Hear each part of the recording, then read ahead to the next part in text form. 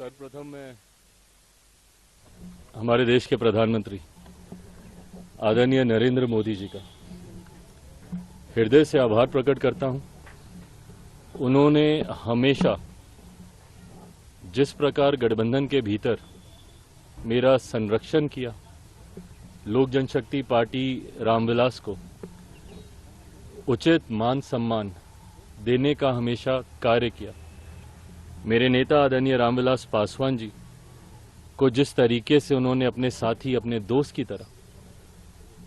उनके रहते हुए और उनके जाने के बाद भी जिस तरीके से उनके मान सम्मान को हमेशा ऊंचा करने का काम किया, ऐसे में लोक जनशक्ति पार्टी रामविलास का हर एक कार्यकर्ता आज खास तौर पर हमारे प्रधानमंत्री जी का धन्यवाद करता है, क्योंकि आज पुनः एनडीए के साथ जो हम लोग का पुराना गठबंधन रहा है, जिस गठबंधन के तहत दो बार हम लोग लोकसभा और दो बार हम लोग विधानसभा का चुनाव पिछले 10 सालों में हम लोग लड़ चुके हैं, आज पुनः उस गठबंधन को एक नई मजबूती देने का कार्य किया। मैं भारतीय जनता पार्टी के राष्ट्रीय अध्यक्ष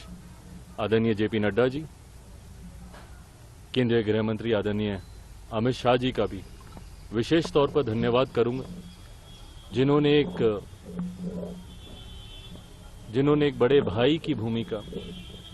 पार्टी के तमाम हितों को, पार्टी की तमाम चिंताओं को, पार्टी के तमाम कंसर्न्स को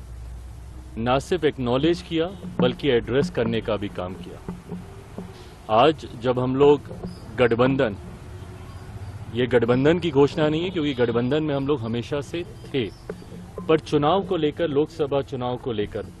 आज जब सीटों का बंटवारा हो चुका है, गठबंधन का स्वरूप पूरी तरीके से तैयार हो चुका है, तो इस मौके पर मैं केंद्रीय गृह मंत्री आदरणीय अमित शाह जी का, आदरणीय जेपी नड्डा जी का भी अपनी तरफ से, अपनी पार्टी के हर एक कार्यकर्ता की तरफ से उनका भी मैं धन्यवाद करता हूं। आने वाले दिनों में लोक जनशक्ति पार्टी रामविलास सिर्फ और सिर्फ एक ही लक्ष्य के साथ इस रण में उतरेगी कि बिहार की 40 सीटें हमारा एनडीए गठबंधन जीतेगा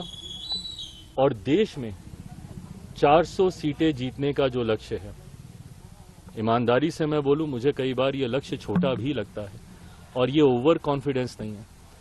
ये जब आप गांव-गांव जाते हैं, घर घर जाते हैं, और क्योंकि हाल फिलहाल के दिनों में न सिर्फ बिहार में बल्कि विभिन्न और राज्यों में भी पार्टी के कार्यक्रमों में मैं गया हूं,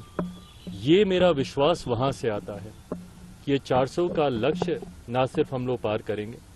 बल्कि बिहार में जो पिछली बार एक सीट किसी कारणवश हम लोग की रह गई थी, इस बार 40 की 40 सीटें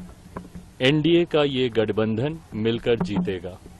सर 2014-2019 का जो फॉर्मूला था सीटों को लेकर, क्या उसको लेकर कुछ आप बता पाए?